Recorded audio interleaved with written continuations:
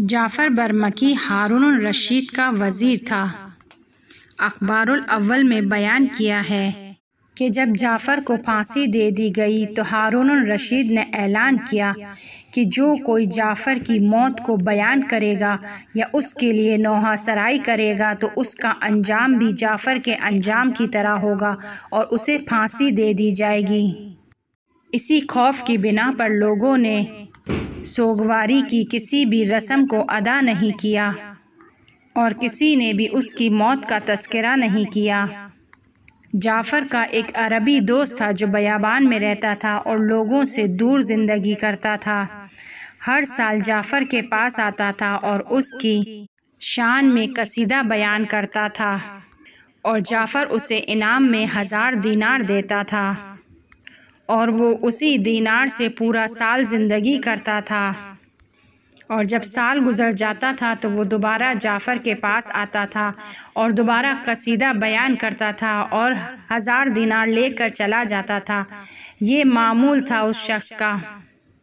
उस साल भी वो अरब अपने मामूल के मुताबिक बगदाद में आया, लेकिन जब उसे पता चला कि जाफ़र को कत्ल कर दिया गया है तो जिस जगह पर उसको फांसी दी वो वहाँ पर गया और उस फांसी की जगह के नीचे बैठ गया और कसीदा पढ़ना शुरू किया। बहुत ज़्यादा थका हुआ था और गम की वजह से उसे नींद आ गई।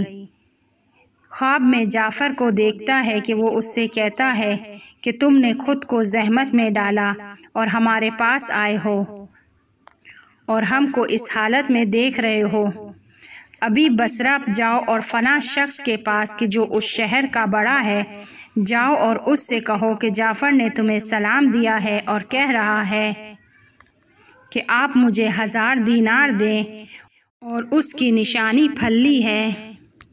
ये एक ख़ास किस्म की फल्ली है जो ईरान और इराक़ में सर्दियों के दिनों में खाई जाती है। ये अरबी शख्स ख्वाब से बेदार होता है और बसरा की जानिब रवाना होता है। उस शख्स को ढूंढता है और उसे जाकर जाफ़र का पैगाम देता है। उस शख्स की आंखों से आंसू जारी हो जाते हैं।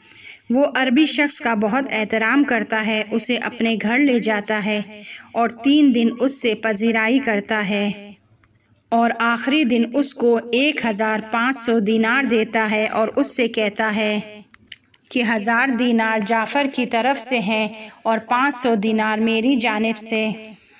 जब तक तुम जिंदा हो हर साल 1000 दीनार मुझसे आकर ले जाना। वो अरबी शख्स दीनार लेकर जाना ही चाहता था कि मुड़कर उस शख्स से पूछता है कि तुम्हें खुदा की कसम मुझे बताओ कि ये फलियों का किस्सा क्या है।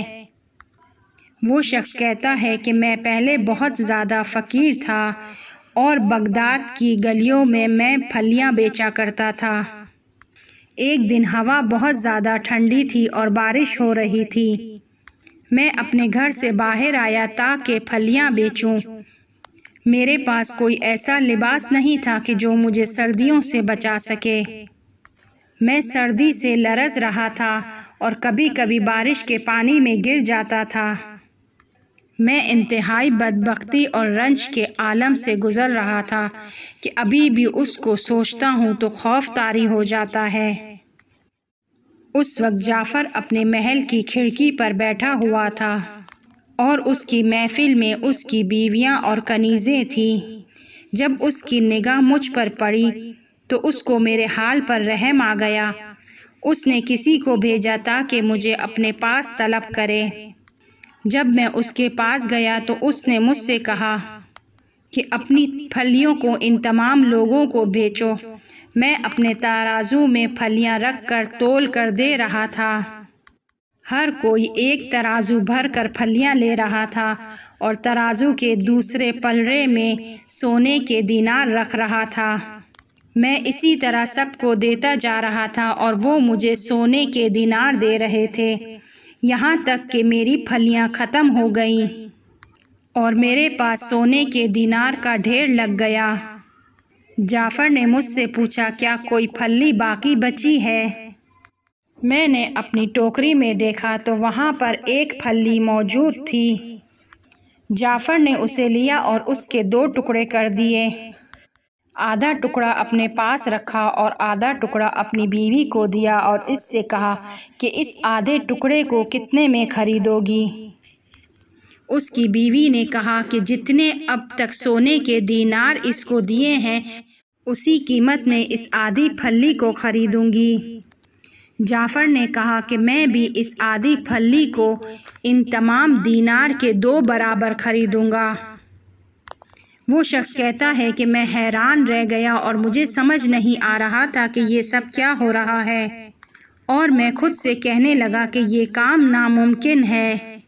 अभी मैं ये सोच ही रहा था कि जाफ़र ने मुझे आवाज़ दी और कहा कि अपनी फलियों की कीमत ले लो।